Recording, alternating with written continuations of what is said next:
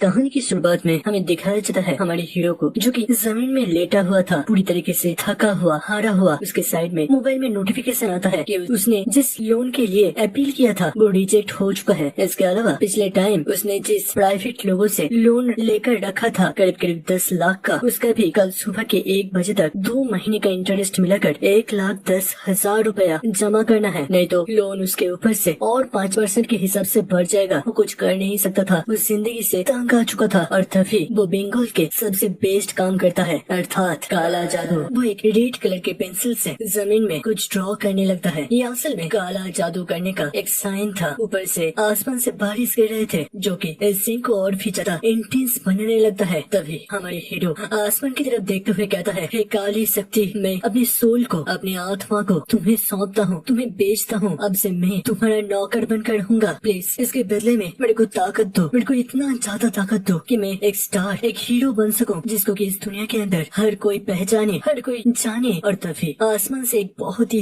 तेज बिजली आकर बिल्डिंग की छत पर गिरता है। कुछ टाइम के बाद दिखाई देता है वो काला जादू का ड्राइंग धीरे धीरे बारिश में मिटने लगा था। और उसी बीच हमारे हीरो अपनी होश खोकर जमीन में लेटा हुआ था। उसकी आंख धीरे धीरे खुलता है और उठते हुए कहता है, अरे मैं तो अपने स्कूल का प्रोजेक्ट का काम कर रहा था, अभी काफी सारे काम बाकी है, ये मैं कौन सी जगह पर आकर पहुंच गया। उसके सिर में काफी ज्यादा दर्द हो रहा था और तभी वो साइड में देखता है और अपने चेहरे को देखकर पूरी तरीके से हक्का बक्का हो जाता है। वो कहता है, कौन है ये? तो मेरा शरीर नहीं है और मेरा चेहरा ऐसा क्यों दिखाई दे रहा है? वो बहुत ही ज्यादा शॉक हो चुका था। वो आसमान में देखता है और दिखाई देता है वहाँ पर एक बहुत ही विशाल सा स्पिरिट ट्री धरती से लेकर आसमान तक बना हुआ था। वो हैरानियत के साथ अपने आप को पूछता है, मैं कौन सी जगह पर आकर पहुँच गया? तो इसका मतलब है हमारे पिछला हीरो का जो शरीर था उसके अंदर हमारी दुनिया से कोई और लड़का जो कि स्कूल में पढ़ता था वो ट्रांसमाइग्रेट हो जाता है। और उसी वक्त एक आवाज आता है, कांग्रेचुलेशन लड़के, तुमने सक्सेसफुली मेरे को इस दुनिया के अंदर समन कर पाए हो। अब मैं तुम्हारी 3 ख्वाहिश को पूरा करूंगा, बताओ तुम्हारा 3 ख्वाहिश क्या है? हमारे हीरो साइड में देखता है और फिर पूरी तरीके से हैरान हो जाता है और कहता है, एक किताब, वो भी बात कर रहा है, ये कैसे हो सकता है? क्या मैंने सच में किसी दूसरे दुनिया के अंदर ट्रांसमाइग्रेट कर लिया है? वो उस बुक को आसपास से देखता है, कहता है, लगता है ये मेरा लकी चार्म होने वाला है, बट अगर मैं इस कहानी के प्रोटोगनिस्ट हूँ तो फिर बस 3 ख्वाहिश, ये तो बहुत ही ज्यादा कम हो जाएगा। और हमारे हीरो वो काम करता है जिसके बारे में हम लोग बचपन से सोच रहे थे। वो कहता है, मेरा पहला ख्वाहिश है कि मेरे और 10 ख्वाहिश को पूरा करा जाए। तभी वो किताब के सामने का वो क्रिस्टल के साइड फाड़ते हुए एक बहुत ही भयंकर सा मुंह बाहर निकलता है और दूसरे ही पल वहाँ में उड़ते हुए काफी ज्यादा पर्पल एनर्जी को रिलीज करते हुए कहता है, मेरे को पहले ही लगा था इस कॉन्ट्रैक्ट के साथ कुछ न कुछ गड़बड़ी तो जरूर से है और मेरे को अब समझ में आया है। दिखाई देता है वो पर्पल एनर्जी जब जमीन में आकर गिरता है उससे वहाँ पर काफी ज्यादा डैमेज पहुँच रहा था, जिसे देखते हुए हीरो भी काफी ज्यादा घबरा जाता है। और फिर वो किताब कहता है, तो तुम असल में वो लड़के नहीं हो जिसने मेरे को समन करा था, बल्कि तुम्हारा आत्मा तुम्हारे शरीर से बदल चुका है। दिखाई देता है वो भूत अपने असली रूप दिखाने लगता है, जो कि एक विशाल सा बड़ा सा स्काल डेमन था, या फिर कहे तो इसका असली नाम बेहेमोथ है। जिसे देखते हुए हमारे हीरो पूरी तरीके से घबरा जाता है। वो जमीन में आकर गिरता है और हैरानी के साथ पूछता है, क्या सोल कॉन्ट्रैक्ट? तुम एक क्या चीज कह रहे हो और तुम असल में हो कौन? मैं बेहेमोथ कहता है, लड़के तुम एक बहुत ही ज्यादा आम इंसान हो जो कि मेरे बारे में ज्यादा जानने का क्वालिफिकेशन नहीं रखता है, बट तुम इतना जानो कि इस बॉडी का जो असली ओनर या फिर असली आत्मा था उसने मेरे को यहाँ पर बुलाया था अपनी आत्मा को सैक्रिफाइस या फिर कह तो बेचने के लिए। और हाँ, मैंने उसके आत्मा को ले लिया है, बट पता नहीं कहाँ से तुम आकर इस बॉडी के अंदर घुस गए। तो फिर अभी के टाइम तुम जिस बॉडी के अंदर हो वो बस तुम्हारे नहीं बल्कि मेरा भी है। अब इसे सुनते हुए हीरो बहुत ही ज्यादा गुस्सा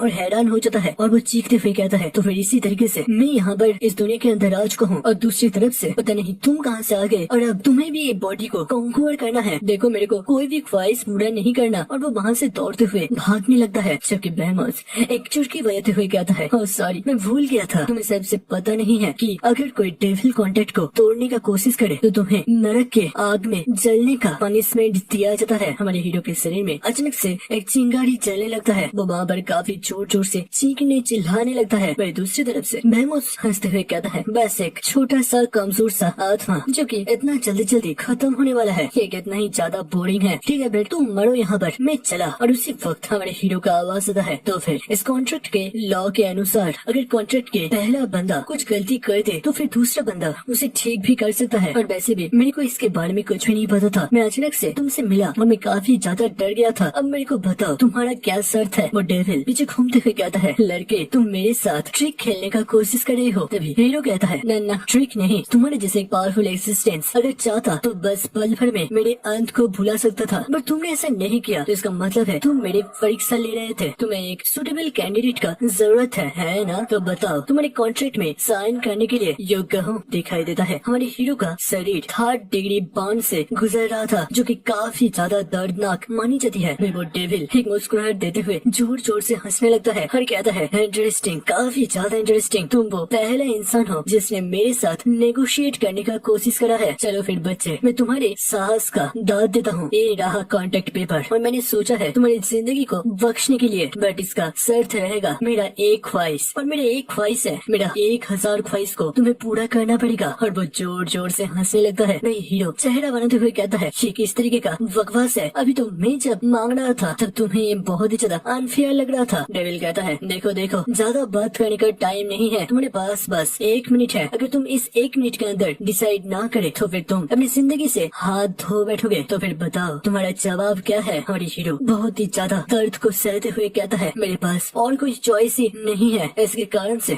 मैं इस कॉन्ट्रैक्ट को साइन करता हूँ। और बस बोलने के साथ ही उस कॉन्ट्रैक्ट पेपर में हमारे हीरो का सिग्नेचर आ जाता है, और इसी वक्त हमें बताया जाता है कि हमारा हीरो का नाम है जू चैन। कुछ टाइम बीतता है और वो बिल्डिंग के नीचे उतर आता है, बिल्कुल अपने अपार्टमेंट के सामने। उसका पूरा पैंट, टी शर्ट, सब कुछ बहुत सारे जगहों से जल चुका था। और फिर मन ही मन सोचता है, तो फिर ये रूम है इस बॉडी का घर। फिर वो कुछ टाइम पहले की याद करता है जब वो कॉन्ट्रैक्ट पेपर में साइन कर दिया था। वो पूछता है अब मेरे को क्या करना है, बट वो डेविल किताब बनते हुए अपने जोन पर वापस चला जाता है और कहता है, तुम्हें जो करना है वो करो, मेरे को जब कोई चीज चाहिएगा मैं तब तुमसे वो मांग लूंगा। और यही बोलते हुए वो चला जाता है। अभी के टाइम हीरो आगे बढ़ते हुए सोचता है, पता नहीं मैं इस जगह पर आकर फंस गया। अब तो वो डेविल मेरा बॉस बन चुका है। वो घर को अनलॉक करता है और फिर घर के अंदर एंट्री लेता है। फिर मन मन सोचता है, क्या इसके घर के अंदर कोई भी नहीं रहता, क्या ये बस अकेले रहता है? हर घर के चीजों को देखकर भी लगता है कि काफी ज्यादा गरीब है। तभी उसका नजर जाता है टेबल के साइड पर एक पेपर में। वो पेपर को उठाता है, वहाँ पर लिखा गया था कि लोन को पे करने के लिए उसे हर हफ्ते 2 लीटर तक खून को डोनेट करना पड़ेगा। जिसे देखते हुए जू बहुत ही ज्यादा हैरान हो जाता है और वो कहता है ये किस तरीके का फैमिली है। और उसी वक्त वहाँ पर कोई एंट्री करता है और तेजी से अपने बैट को घुमाते हुए हमारे हीरो के ऊपर हमला करता है, जिससे कि हीरो जाकर दूर जमीन में गिरता है। यहाँ पर एक बंदा अपने दोनों साथियों के साथ हाजिर हो चुका था। उसके हाथ में एक लोहे का पाइप था। साइड में एक ब्लैक कोट वाला बंदा कहता है, भाई इतना भी जोर से मत मारो, नहीं तो पता नहीं ये लड़का शायद से अपनी जान से ही हाथ धो बैठे। तभी साइड से और एक आदमी कहता है, चिंता मत करो, ये भी एक ओराकल है, इतना तो वो सह ही सकता है। ओराकल मतलब तुम यहाँ पर सोच सकते हो एवकनर टाइप का। वही हीरो धीरे धीरे उठने लगता है और फिर गुस्से में कहता है, तुम लोग कौन हो? और उसी वक्त उसके चेहरे में बाबा से किक पड़ता है। वो योलो हेयर वाला लड़का कहता है, क्या तुम भूल गए तुमने पिछले हफ्ते अपने इंटरेस्ट नहीं दिया था? इसके अलावा तुम्हारा वो बुढ़ी मॉम वो भी नहीं आया था अपने खून को डोनेट करने के लिए। मेरे को बताओ तुम्हारा मॉम कहाँ पर है? क्या वो जिंदा भी है? क्योंकि मेरे को तो इस घर के अंदर नहीं दिखाई दे रहा। वो हमारे हीरो को काफी ज्यादा मारते हुए कहता है, पता नहीं तुम्हारे जैसे एक ड्रेस के लिए तुम्हारा मॉम इतना ज्यादा मेहनत और उसके बाद इन सारे लोन के इंटरेस्ट को देने के लिए अपने खून तक डोनेट कर रहा है। क्या तुम्हें समझ में भी आ रहा है? तुम जन्म से एक ड्रेस थे, तुम अब भी एक ड्रेस हो। हर सपने देखते रहोगे, बट फिर भी तुम्हारा फ्यूचर भी एक ड्रेस की तरह ही बीतने वाला है। तुम और तुम्हारे वो मॉम मेरे जूते पॉलिश करने की भी लायक नहीं है, बिल्कुल वर्थलेस। और उसी टाइम हमारे हीरो को याद आता है उसके बचपन की कहानी को, जहाँ पर वो रोते हुए अपने मॉम के पास आता है और कहता है, मॉम मैं आपको सफर करते हुए नहीं देख सकता। मैंने आज सपने में बहुत ज्यादा बुरा देखा। मैंने देखा कि मेरी मॉम कपड़े भूनते हुए अपनी होश को खो दिया और उसके बाद वो और कभी भी अपनी नींद से नहीं जगी। मैं नहीं चाहता आपके साथ ये सब कुछ हो। दिखाई देता है उसका मॉम काफी ज्यादा हैरान होता है। फिर एक मुस्कुराहट के साथ कहता है, मेरे लड़के इतना ज्यादा चिंता नहीं करते, तुम एक ओरेकल बनो या फिर ना बनो, हमेशा याद रखना अगर ये आसमान भी टूट के तुम्हारे ऊपर गिरने लगे, फिर भी मैं पहले जाकर अपनी जान देकर भी उस आसमान को रोकूंगा। तुम तक में खतरे का आंच कभी नहीं आने दूंगी। बस तुम अपने आप पर भरोसा रखो, तुम कर पाओगे। दिखाई देता है हमारे हीरो के आंख अचानक से ब्लू रोशनी से जलने लगता है। वही वो गुंडा अभी गुस्से के साथ कहता है, हे ट्रेस क्या तुम्हें अब कुछ बात भी सुनाई नहीं दे रहा? और उसी वक्त उसके चेहरे पर एक जबरदस्त मुक्का आकर गिरता है। दिखाई देता है स्पंज का पावर इतना ज्यादा था कि वो हवा में उड़ते हुए उन सभी लोगों के साइड से जाकर दीवार से टकराता है। वही पहले मुकुट पहना हुआ बंदा कहता है, हे उसे इतना भी ज्यादा मत मारो। फिर वो हैरान होते हुए समझ पाता है ये असल में जू नहीं बल्कि उसका ही एक पार्टनर था, जिसे देखते हुए वो काफी ज्यादा गुस्सा हो जाता है और हैरानियत के साथ कहता है, इस स्ट्रेस ने हमारे आदमी को इस तरीके से कैसे पीट सकता सकता है। तभी दूसरा बंदा कहता है नहीं देखो उसको, उसमें कुछ तो बदलाव जरूर से आया है, क्या इसने अभी 2 स्टार लेवल पर ब्रेक थ्रू किया है। दिखाई देता है हमारे हीरो के बॉडी से काफी ज्यादा ब्लैक एनर्जी निकल रहा था, वो भी ब्लू इलेक्ट्रिसिटी के साथ। हीरो कहता है तुम लोग काफी ज्यादा बकते हो कि तुम्हें कभी नहीं लगा था कि तुम लोग जो कर रहे हो इसका रिपेमेंट तुम्हें भी काफी देना पड़ सकता है। तो बताओ क्या अब तुम लोग तैयार हो मेरे को डिस्टर्ब करने का सजा भुगतने के लिए। मेरे को दोनों काफी ज्यादा गुस्सा हो जाते हैं और कहता है बस एक सेकंड लेवल के ये रैंक का बंदे का इतना ज्यादा दुस्साहस कि वो हमारे सामने एरोगेंट बनने का कोशिश करे। लगता है इसको थोड़ा सा लेसन सिखाने का जरूरत है। और वो दोनों काफी ज्यादा डेविलिश लुक देते हुए आगे बढ़ता है और कहता है चलो फिर इसके एक हाथ और एक पैर शायद से इतना काफी रहेगा। तभी हीरो मन में सोचता है क्या मेरी बॉडी के अंदर जो पावर अभी के टाइम फ्लो कर रहा है क्या इसी चीज को वो ऑडिटर और वो सेकंड स्टेज का कह रहा है। पर इनके बातें सुनकर लगता है मेरा पावर ज्यादा कुछ खास नहीं है। उसी वक्त वो बंदा तेजी से आगे बढ़ते हुए अपने स्टिक के साथ हमला करता है। वही हमारे हीरो इसके स्पीड को काफी आराम से देख पा रहा था। दिखाई देता है वो बंदा जब अपने स्ट्राइक करता है वहाँ से काफी ज्यादा धूल निकलता है। फिर दिखाई देता है महाबर असल में हमारा हीरो नहीं था, वो पहले ही अपने पोजीशन को बदल लिया था। दूसरे ही पल वो बिल्कुल उस बंदे के सिर के पास किक मारने के लिए अपने पैरों को उसके कान पट्टी के नीचे ले आ पहुँचता है और फिर उसी किक के साथ ये बंदा भी नॉकआउट हो जाता है। उसी वक्त वो दूसरा बंदा अपने स्टिक के साथ आगे बढ़ता है और वो काफी ज्यादा हैरान था कि अचानक से इस लड़के के पास इतना ज्यादा हाई लेवल का पावर कहाँ से आ गया। बट जो भी हो अभी के लिए इस बंदे का बैग बिल्कुल मेरे सामने खाली है, वो किसी भी तरीके से मेरे हमले को डॉज नहीं कर सकता। और दूसरे ही पल जो अपने पैरों को पीछे घुमाते हुए सीधा उसके पेट पर एक जबरदस्त किक मारता है जिससे कि उसके हाथ का वो स्टिक फिर मिडिल से टूट जाता है। फिर वो दर्द से कतराते हुए दूर जाकर गिरता है। वो अपने हाथों को उठाकर कहता है प्लीज माफ कर दो, हम लोग बस मेरे बॉस के कहने पर यहाँ पर आए थे, इसमें हमारा कोई भी कसूर नहीं है। तभी जू कहता है अच्छा देखो मेरे को भी कोई दिक्कत नहीं है, तुम अपने बॉस को जाकर कह देना कि मेरे को ज्यादा डिस्टर्ब न करने के लिए उसका पैसा सही समय उसके पास पहुंच जाएगा। तो अब जल्दी से अपने साथियों को लो और यहाँ से फटाफट निकल जाओ। वो तीनों धीरे धीरे वहाँ से निकल जाते हैं जबकि हीरो उनको जाते हुए देखता है और फिर कहता है हे तो मुझे देख रहे हो है ना। दिखाई देता है वहाँ पर एक पोर्टल बनता है और वहाँ से वो किताब बाहर निकलते हुए कहता है लड़के मानना पड़ेगा तुम्हारा इंट्यूशन काफी ज्यादा अच्छा है, तुमने मेरे को पकड़ लिया। भाई हीरो कहता है ये बिल्कुल एक गेस था क्योंकि अचानक से मेरा पावर इतना ज्यादा बढ़ गया, ऐसा तो बिना किसी के मदद से पॉसिबल ही नहीं था। तो फिर क्या तुमने मेरे को पावर दिया था। मैमोस कहता है हाँ बिल्कुल, इसके लिए तुम्हें मेरा आभारी रहना चाहिए क्योंकि मैं मेरे साथियों को दूसरे लोगों के हाथ पीटते हुए नहीं दे सकता। जू बहुत ही ज्यादा एक्साइटेड होकर कहता है तो फिर तुम सच में मेरा लकी चार्म हो, अगर तुम मेरे को ऐसे ही पावर दोगे तो फिर मेरे को इस दुनिया के अंदर किसी से भी डरने का कोई भी जरूरत नहीं है। और ऐसे बात सुनते हुए मैमोस काफी पसीने छूटने लगता है और वो गुस्से में कहता है हे तुम बोल के रहे हो, अपने जुबान पर लगाम लगाओ, तुम्हारे जैसे एक मॉडल मेरी पावर को उठाने का लायक नहीं है। अभी तो बस तुम थोड़े से लकी थे कि तुमने मेरे ज्यादा पावर का इस्तेमाल नहीं कर लिया, अगर तुम ऐसा करते तो तुम इसी जगह पर अपने बॉडी के कंट्रोल को पूरी तरीके से खो देते और पता नहीं शायद से इसी जगह पर तुम्हारा जीवन का अंत हो जाता। भी जू कहता है तो फिर क्या तुम्हारे लिए काम करने का मेरे को कोई भी रिवॉर्ड नहीं मिलेगा। देखो अगर मेरे पास ज्यादा पावर रहेगा तो फिर तुम्हारी ख्वाहिश को भी मैं काफी इजीली पूरा कर पाऊंगा। मेरी बैमोस अपनी आंखें बंद करते हुए कहता है देखो तुम जब भी मेरी ख्वाहिश को पूरा करोगे इसके बदले में मैं तुम्हें एक रिवॉर्ड दूंगा, बट तुम मेरे पावर को ऐसे ही रिकलेसली इस्तेमाल नहीं कर सकते अगर तुम जल्दी जल्दी मरना ना चाहो तो। सुनते हुए जू काफी ज्यादा निराश हो जाता है। दूसरी तरफ बैमोस मनी मन सोच रहा था इस लड़के ने मेरे को काफी ज्यादा सरप्राइज करा है, मैंने जितना पावर इसको देना चाहा था उसने इससे काफी ज्यादा पावर को ही सोखा है। और ताज्जुब की बात तो ये है कि इसने मेरे पावर को काफी स्टेबिलिटी के साथ कंट्रोल करा है। तो फिर क्या यही लड़का मेरा डेस्टिनी पॉइंट बनने वाला है। तभी जू कहता है बताओ मेरे को तुम्हारा दूसरा ख्वाहिश अब क्या होने वाला है। और ये बात सुनते हुए बैमोस अचानक से हैरान हो जाता है जबकि जू कहता है मैं जितना जल्दी तुम्हारी ख्वाहिश को पूरा कर पाऊंगा मेरे को पता नहीं मेरे को कितना ज्यादा अच्छा रिवॉर्ड मिल सकता है और इसी के कारण से प्लीज मेरे को बताओ। बट बैमोस घूमते हुए कहता है मैंने अभी तक सोचा नहीं है और अभी वो सही वक्त भी नहीं आया है। जू कहता है तो फिर मैं अब क्या करूँ। मेरी बैमोस वहाँ से जाते हुए कहता है जो मन करे वो करो, मेरे को कोई भी परवाह नहीं है। और वो यही बोलते हुए चला जाता है जबकि जू अपने सिर खुजलाते हुए सोच रहा था मेरे को इस दुनिया के बारे में कोई भी आइडिया नहीं है तो मेरा पहला काम होगा इस दुनिया के बारे में जानना। चलो फिर पहले इस बॉडी के असली ओनर के मोबाइल को चेक करते हैं। वो देखता है उसके फैमिली से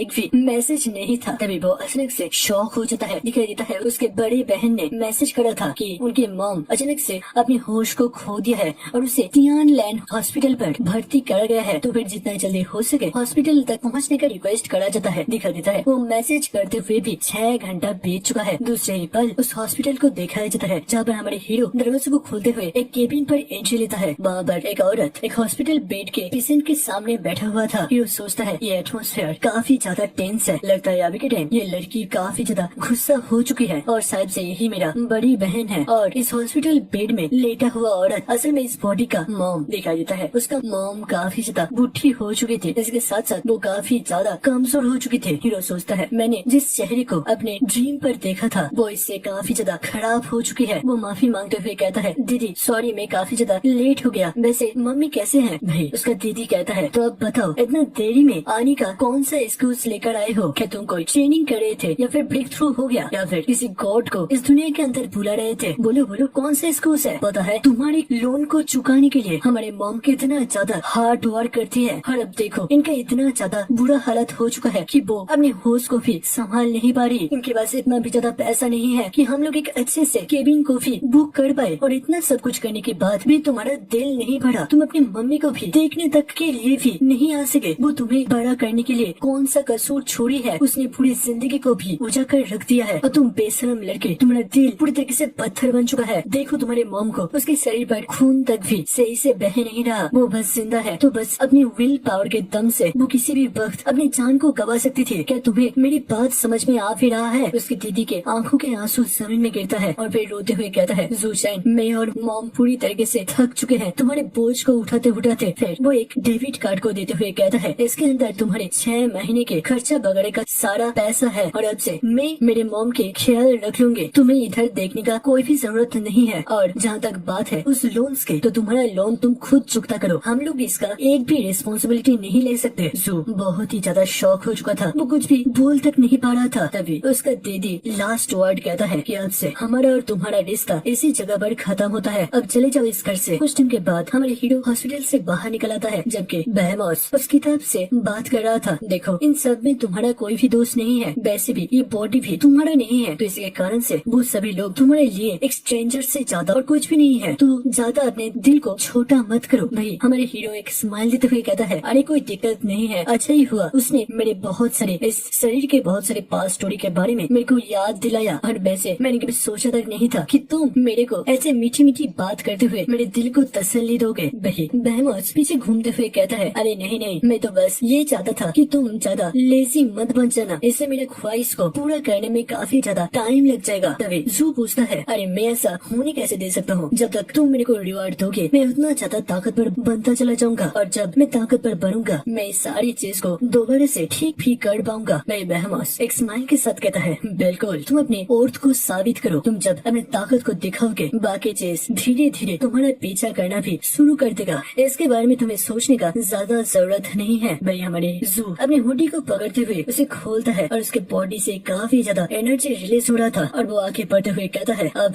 वक्त को बदलने का टाइम आ चुका है और सिट होता है एक नाइट क्लब पर जहाँ पर एक घर के अंदर कुछ लोग बात कर रहे थे अपने बिजनेस को लेकर। दिखाई देता है एक आदमी सिगरेट फूकते हैं, उसके दोनों साइड पे 2 मॉडल बैठे हुए थे और वो कहता है जल्द से जल्द इंटरेस्ट उठाने वाले लड़के को और भी ज्यादा तेजी से इंटरेस्ट को कलेक्ट करने के लिए कहो क्योंकि हमारे सीनियर्स लोग ज्यादा इंतजार करना पसंद नहीं करते। तभी सामने से एक आदमी कहता है एकदम से बॉस बट अभी अभी एक ट्रैवल क्रिएट हुआ है डिस्ट्रिक्ट ए के अंदर जहाँ पर हमारे 3 लोगों को एक स्टूडेंट ने घायल कर दिया है। बॉस पूछता है अच्छा बट अभी भी इंटरेस्ट को कलेक्ट करने का डेट तो नहीं आया था तो फिर वो उस लड़के के घर में क्यों गया था? सबसे कुछ एक्स्ट्रा प्रॉफिट कमाने के लिए है ना? इन्हीं लोगों के लिए मेरे रेपुटेशन दिन के दिन खराब होता चला जा रहा है तो फिर रूल के हिसाब से तुम्हें पता है ना क्या करना है। सामने वो बटलर कहता है बिल्कुल हम उन्हें जरूर से पनिश करेंगे बट ये केस थोड़ा सा स्पेशल है। वहाँ पर 3 बंदों में से 2 3 लेवल के ऑडिटर्स थे, बाकी एक 2 लेवल का ऑडिटर है। ऑडिटर मतलब तुम एल्केनाइज हो सकते हो और इन तीनों को घायल करा है एक 2 लेवल का अप्रेंटिस। जिसे सुनते हुए उस बॉस का आंखें सिकुड़ जाता है और वो काफी ज्यादा हैरान होते हुए कहता है मेरे को पेपर्स दो। वो पेपर्स में हमारे हीरो को देखता है और उसके सारे इन्फॉर्मेशन वगैरह भी उस पेपर के अंदर लिखा गया था। बॉस मन मन सोचता है कि ये एक 2 लेवल का हो ही नहीं सकता, एक कम से कम एक 3 लेवल का होगा। लेवल को देखकर शायद से नॉर्मल लग सकता है बट एक 3 लेवल का एल्केनेट 10 2 लेवल के एल्केनेट का सेम पावर को होल्ड करता है तो फिर ये लड़का अपनी ताकत को छुपाने की कोशिश कर रहा है। इंटरेस्टिंग, काफी ज्यादा इंटरेस्टिंग। वो एक मुस्कुराहट देते हुए पेपर को फेंकता है और कहता है अब से उस लड़के के ऊपर अच्छी तरीके से नजर रखो, इस तरीके के टैलेंट को हम लोग वेस्ट नहीं कर सकते। वही सिंसिप होता है दोबारा से हमारे हीरो के पास जो कि सुबह के टाइम रास्ते से दौड़ते हुए मॉर्निंग वॉक करते हुए जा रहा था, तभी साइड से एक आदमी उसे नोटिस करता है और कहता है, हे झोचैन, तुम आज काफी सुबह सुबह उठ चुके हो। मेरे पास अभी के टाइम ये ब्रांड के 400 बटल स्टार एनर्जी ड्रिंक है, क्या तुम इनमें से कुछ लेना चाहोगे? हीरो मना करते हुए वहाँ से दौड़ते हुए निकलने लगता है। वहीं दूसरी तरफ वो आदमी कहता है, अरे आज तो तुम काफी ज्यादा खुश दिखाई दे रहे हो, बहुत बढ़िया। यंग जनरेशन को ऐसे ही चेयरफुल होना चाहिए। अब हमें बताया जाता है कि हमारे हीरो अब से रोज दिन ऐसे ही प्रैक्टिस को जारी रखता है। वो अपने बॉडी को धीरे धीरे एडेप्ट कर रहा था। मैंने कुछ दिनों से इस वर्ल्ड के बारे में काफी सारी इन्फॉर्मेशन को गैदर करने का कोशिश करा है, जहाँ पर मेरे को पता चला है कि यहाँ के लोग अलग अलग तरीके के सप्लीमेंट को कंज्यूम करता है और उसके बाद से वो अपने पावर को बढ़ाता है। और इसी तरीके के सप्लीमेंट खाए हुए एल्कोहल को ऑरेटोर कहा जाता है और इस तरीके के सप्लीमेंट का काफी ज्यादा कीमत होता है। वो फुल अप करता है, 1-2 से शुरू करते हुए 100 तक जारी रखता है। दोस्तों, आप कितना बार कर सकते हो नीचे कमेंट करना। अगर मैं अपनी बात करूँ तो मैं 20 बार। फिर हीरो नीचे लैंड करता है और फिर मुस्कुराते हुए कहता है, मेरे को पता नहीं इस बॉडी के अंदर क्या खासियत है, बट ये बॉडी पहले से ही काफी ज्यादा ताकतवर था। यहाँ के लोग एक्सरसाइज करना ज्यादा पसंद नहीं करते, वो लोग बस बाहर से सप्लीमेंट लेते हैं और अपनी बॉडी को ताकतवर बनाते हैं। बट मैंने अपनी दुनिया पर सीखा है, अगर एक्सरसाइज करा जाए तो फिर बॉडी और भी ज्यादा तंदुरुस्त रहता है। इसके अलावा ये बॉडी पहले से ही पिछले ओनर के द्वारा काफी ज्यादा मजबूत बनाया गया था। तभी अचानक से उसके मोबाइल पर एक कॉल आता है। वो कॉल को उठाता है और वहाँ से काफी ज्यादा चीखते हुए कोई कहता है, झूचैन, मैं तुम्हारे स्कूल के रिप्रेजेंटेटिव बात कर रहा हूँ, तो तुम अब कब स्कूल आने वाली हो? देखो, अब स्कूल में टीचर भी तुम्हें वार्निंग दे चुके हैं, तुम और ज्यादा एब्सेंट नहीं रह सकते और मैंने तुम्हें कल के रात ही बताया था, तुम्हें याद है ना? मेरी हीरो अनकंफर्टेबल होते हुए हाँ में जवाब देता है, जबकि वो मन मन सोच रहा था, मैं पूरी तरीके से भूल गया था। फिर सेंसिटिव होता है और वो कॉलेज में आकर पहुँचता है, जहाँ पर टीचर स्टूडेंट्स को ऑडिटर की हिस्ट्री के बारे में बता रहा था। वही हमारे हीरो बहुत ही ध्यान लगाते हुए इन सभी का नोट बना रहा था। यहाँ पर टोटल 6 लेवल है, E,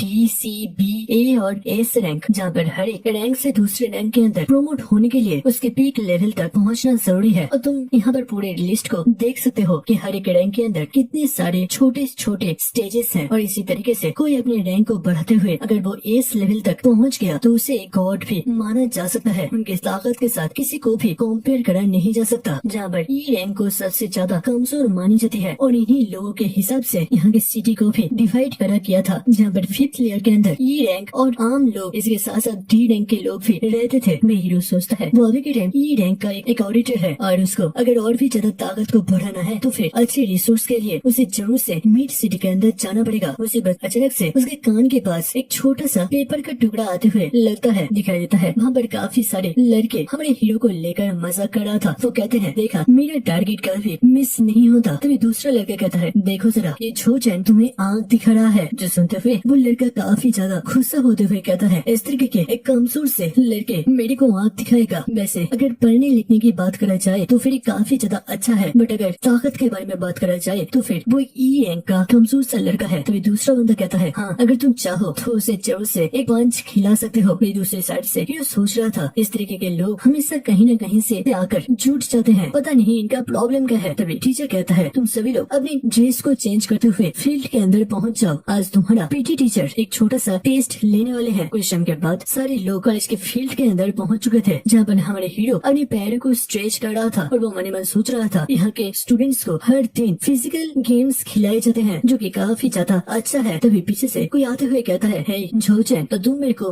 आंखें दिखा रहे थे। झोचैन भी उसे नोटिस करता है। तभी आसपास के लोग एक्साइटेड होते हुए कहता है, देखो अब लगता है वहाँ पर एक फाइट होने वाला है। तभी दूसरा बंदा कहता है, अरे ये दोनों हमेशा ऐसा ही करते हैं। दिखाई देता है दो लोग मिलकर हमारे झो को कॉलर से पकड़ा हुआ था। मेरे आसपास के लोग बात करते हैं, हर महीना ये लोग झो को परेशान करते हैं, क्या ये लोग थकते नहीं है? तभी साइड से और एक लड़का कहता है, प्लीज ऐसा मत बोलो, नहीं तो इनके दूसरा शिकार तुम भी बन सकते हो। दिखाई देता है वो बुली लड़का कहता है, तो तुम कुछ दिनों से काफी ज्यादा एरोगेंट बनने का कोशिश कर रहे हो। वैसे तुम पढ़ने में तो काफी ज्यादा अच्छे हो, बट क्या तुम लिखकर लोगों से फाइट करोगे? तुम्हें पता है ना, ऑरिटिस को लेवल के द्वारा उसकी ताकत को मेजर करा जाता है और तुम्हारे जैसे एक लड़के जो कि लेवल 1 का है वो एक पीस ऑफ ट्रेस से ज्यादा और कुछ भी नहीं है। तभी जू कहता है, अच्छा तो फिर अगर मैं एक ट्रेस हूँ तो फिर तुम्हारा लेवल भी तो 1 है, तो फिर मैं तुम्हें किस नाम से बुलाऊं? जो सुनते हुए वो बंदा बहुत ही ज्यादा चिढ़ चुका था और वो एक मुट्ठी बनाते हुए जोर से चीखते हुए कहता है, तुम बहुत ज्यादा बकना सीख चुके हो, रुको मैं अभी तुम्हें एक लेसन सिखाता हूँ। बट जू उसके पांच को अपने हाथों से पकड़ लेता है और फिर उसके दूसरे हाथ को भी पकड़ते हुए उसमें दबाव डालने लगता है, जिसे महसूस करते हुए वो लड़का पूरी तरीके से अंदर ही अंदर हिल चुका था। वो मन मन सोचता है, मैं अपने हाथों को छुड़ा नहीं पा रहा और ये लड़का अचानक से मेरे से भी लंबा कैसे हो गया। तभी जू कहता है तो तुम कह रहे थे कि यहाँ पर ताकत ही सबसे ज्यादा मैटर करता है, तो फिर क्या है, मैं तुम्हारे इन हाथों को मसल दूं। जो सुनते हुए वो लड़का काफी ज्यादा डर चुका था, उसके चेहरे से पसीने गिरने लगे थे। वो डरते हुए कहता है प्लीज नहीं, बिल्कुल नहीं। फिर अचानक से उनके ऊपर एक बहुत ही जबरदस्त सा प्रेशर गिरने लगता है, जबकि हमारे हीरो अपने ऑरा को रिलीज करते हुए इसे रेजिस्ट करने का कोशिश करता है। वो साइड में देखता है और मन में सोचता है इतना ताकतवर प्रेशर किसका हो सकता है। दिखाई देता है एक आदमी अपने दांतें टाइट करते हुए कहता है तो तुम मेरी क्लास के अंदर मेस फैला रहे हो, मानना पड़ेगा तुम लोगों के साहस दिन प्रतिदिन बढ़ता ही चला जा रहा है। मेरे को बताओ तुम लोगों को मेरी क्लास के अंदर ट्रैवल खड़ा करने का परमिशन किसने दिया है। और मेरे को लगता है झोजन तुम ही इन सभी के पीछे हो, है ना। नहीं झो हंसते हुए कहता है अरे बिल्कुल नहीं सर, मैं ऐसे कैसे कर सकता हूँ, हम तो बस दोनों दोस्त मिलकर थोड़ा सा खेल रहे थे। वो उसके हाथ को छोड़ देता है और टीचर वहाँ से जाने लगता है और उन सभी को वार्निंग देते हुए कहता है अगर दूसरी बार भी तुमने इस तरीके के कैवर्स बनाने का कोशिश किया तो इसका फल अच्छा नहीं होगा। और बाकी के सभी लोग टेस्टिंग के लिए लाइन में खड़े हो जाओ। दिखाई देता है सारे लोग लाइन में आ चुके थे, जबकि टीचर कहता है तुम लोगों के फाइनल ग्रेजुएशन का एग्जाम और बस 3 महीने के बाद होने वाला है और उसके बाद तुम्हें इंटर डिस्ट्रिक्ट के अंदर टूर्नामेंट में पार्टिसिपेट करना है, जो कि और भी ज्यादा कठिन साबित हो सकता है। और इसके कारण से तुम सभी को ताकतवर बनना पड़ेगा और हमारे एकेडमी के नाम को उज्जवल करना पड़ेगा। और इसके कारण से तुम सभी के स्पिरिट को और भी ज्यादा बूस्ट करने के लिए मैंने तुम सभी के लिए ग्रेड ए लेवल के सप्लीमेंट को लेकर आया है और इनके हर एक का कॉस्ट बस 6000 रुपया होने वाला है, तो इसे लो और इसके फायदा उठाओ। दिखाई देता है वो सारे लोग उन सप्लीमेंट्स को खरीद रहे थे। कुछ टाइम के बाद एक लड़का फुल ऑफ करता है और बस 23-24 करने के बाद ही हार मान लेता है। उसके बाद एक लड़का अपना पूरा दम लगाते हुए 50 तक करता है। मैं हीरो सोच रहा था यहाँ पर कुछ न कुछ तो गड़बड़ी जरूर से है, बस 50 तक करने में इन लोगों का इतना ज्यादा हालत क्यों छूट रहा है। तो पीछे से कोई कहता है झोजन क्या तुम ठीक हो। दिखाई देता है वहाँ पर एक लड़की थी जो कि अपने सप्लीमेंट को लेते हुए आ रही थी और कहती है तुम काफी दिनों से स्कूल में नहीं आए थे, तुम क्या जान सकती हो तुम कहाँ पर थे। वैसे ऐसा नहीं है कि मेरे को तुम्हारे अंदर कुछ इंटरेस्ट वगैरह है, मैं तो बस क्यूरियस थी। वही झो एक स्माइल देते हुए कहता है बिल्कुल मेरा बस थोड़ा सा तबीयत खराब हुआ था। तभी लड़की पूछती है बट तुमने टीचर का वो सप्लीमेंट क्यों नहीं खरीदा। वे हीरो कहता है क्योंकि मेरे को वैसे कुछ जरूरत नहीं था। और वो मन में सोचता है क्योंकि मेरे पास अभी उतना कुछ पैसा वगैरह नहीं था, यहाँ पर के सारे लोग इतना ज्यादा अमीर है। वही वो लड़की कांति अपनी सप्लीमेंट को खोलते हुए खाने लगती है और कहती है अगर तुम टीचर से सप्लीमेंट नहीं खरीदोगे तो फिर टीचर साहब से तुम्हारे लिए इस एग्जाम को और भी ज्यादा टफ बना दे, तो फिर जो भी करना संभाल के। और उसी वक्त कांति का नाम अनाउंस होता है और लड़की आगे बढ़ती है, वो भी पुल अप करते हुए 25 तक जाता है और फिर छूट जाता है। दूसरी तरफ वो टीचर मन में सोच रहा था ये टोटल 25 पर करा है और 2 बटल सप्लीमेंट खरीदा था, तो वो 25 के नंबर को बढ़ाते हुए 35 कर देता है और उसी के साथ उसे एग्जाम में पास कर देता है। भाई हीरो मन में सोच रहा था ये टीचर एकदम से फ्रॉड है, वो अपनी चीजों को बेच रहा है, वो भी नंबर के लिए, और सारे स्टूडेंट कुछ कर भी नहीं सकते। दोस्तों ये चीज हमारे स्कूल में भी होता था, जहाँ पर प्रोजेक्ट एग्जाम के नंबर्स उन लोगों को ज्यादा दिया जाता था जो कि टीचर्स के कोचिंग में पढ़ते थे। तभी जो का नाम भी अनाउंस होता है, जो आगे बढ़ता है, जबकि टीचर मन में सोच रहा था इस लड़के ने एक भी बटल नहीं खरीदा है। और फिर वो एक सार्केस्टिक स्माइल देते हुए कहता है क्या तुम्हें लगता है तुम इस एग्जाम को मेरे मदद के बिना पास कर सकते हो। चलो तुम फेल होने वाले हो और इस चीज को मैं सभी लोगों के सामने एक एग्जाम्पल की तरह सेट कर पाऊंगा। हीरो उस बार को देखता है और मन में सोचता है ये तो बिल्कुल एक आम सा बार ही लग रहा है, मगर इसके अंदर जरूर से कोई न कोई तो ट्विस्ट होगा ही होगा। हीरो पुल को पकड़ता है और अचानक से उसके हाथ के अंदर 10 किलो वजन और भी ज्यादा बढ़ जाता है, जो कि उसके हाथ के उस टेस्टिंग ब्रेसलेट से प्रोड्यूस हो रहा था। तभी हीरो सोचता है तो अच्छा यही वो चीज है जिसके कारण से सारे लोग अपने आप को ज्यादा पुश नहीं कर पा रहे थे, बट इसका जरूर से कोई वजन का लिमिट होगा जो कि मेरे स्ट्रेंथ के हिसाब से ठीक रहेगा। इसके साथ वो पुल अप करना शुरू कर देता है, जबकि उस ब्रेसलेट के अंदर धीरे धीरे वजन भी बढ़ने लगता है। पहले 20 किलो, फिर 50 किलो, फिर 80 किलो, फिर 100 किलो तक भी पहुंच जाता है। आसपास के सारे स्टूडेंट पूरी तरीके से घबरा चुके थे, हैरान हो चुके थे कि छू ऐसा कैसे कर सकता है। दिखाई देता है हीरो के ब्रेसलेट अब मैक्सिमम लिमिट तक पहुंच चुका था, जबकि हीरो टोटल 100 पुल अप करने में सक्षम हो जाता है, जिसे देखते हुए सारे लोग समझ पाते हैं कि वो ऑलरेडी सेकंड लेवल में ब्रेक थ्रू कर लिया है। फिर वो नीचे लैंड करता है, जबकि सारे लोग बहुत ही ज्यादा एक्साइटेड होकर जू को घेर लेता है और उससे पूछता है बताओ मेरे को तुमने कौन सा सप्लीमेंट खरीदा था, क्या चीज खाया था, हमें भी वो चीज चाहिए। और इसी तरीके से वो हमारे जू को तारीफ या फिर कहे तो फोर्स कर रहा था, जबकि दूर से वो टीचर भी काफी ज्यादा हैरान हो चुके थे। वो मन में सोचता है ये लड़का कब इतना ज्यादा ताकतवर बन गया, ये लड़का जरूर से कोई न कोई बहुत ही हाई लेवल के मेडिसिन को कंज्यूम करा है, नहीं तो कोई बस 1 महीने के अंदर सेकंड लेवल के अंदर ब्रेक थ्रू नहीं कर सकता। अगर सारे लोग इसके बारे में पता कर ले तो फिर मेरा सप्लीमेंट और कोई भी खरीदना नहीं जाएगा और मैं ऐसा होने नहीं दे सकता। तुम्हें मैं एक अच्छा सा लेसन सिखाऊंगा जो कि तुम्हें अपनी पूरी जिंदगी भर याद रहेगा। शिफ्ट होता है प्रिंसिपल रूम पर। कोई अंदर से चीखते हुए कहता है कि सेकंड लेवल के इवेंट को कैंसिल करा जा रहा है। तभी दूसरी तरफ से आंसर आता है, हाँ बिल्कुल, क्योंकि गवर्नमेंट को अभी के टाइम एलाइट ओरेकल्स की जरूरत है जो कि कम से कम 3 या फिर 4 लेवल के होंगे। वो प्रिंसिपल कहता है, बट हमारे स्कूल के अंदर बहुत ही कम 3rd लेवल के स्टूडेंट ओरेकल बनते हैं। इस हालत में कैसे मैं एक एलाइट लेवल के ओरेकल को कंपटीशन में भेजूंगा? और वैसे भी हमारे स्कूल के फंडिंग भी काफी ज्यादा घट चुका है। इसके कारण से हमारे पास वैसा कोई रिसोर्स भी नहीं है जिसका इस्तेमाल करते हुए इतने कम वक्त के अंदर मैं कोई अच्छा सा ओरेकल को प्रोड्यूस कर पाऊंगा। वही दूसरी साइड से कॉल को काट दिया जाता है। मेरे प्रिंसिपल भी अपने टेलीफोन को रखता है और बैठते हुए अपने सिर पर हाथ रखते हुए कहता है, मेरे कॉलेज के अंदर सब के सब 1 या फिर 2 लेवल के ओरेकल है। मैं तो बस इन लोगों के साथ मजाक कर रहा था कि हमारे पास 3 लेवल के भी ओरेकल आ चुके हैं, बट बस 3 महीने के अंदर मैं कहां से एक अच्छा सा स्टूडेंट ढूंढ के लाऊं जिसका लेवल कम से कम 3 लेवल का हो।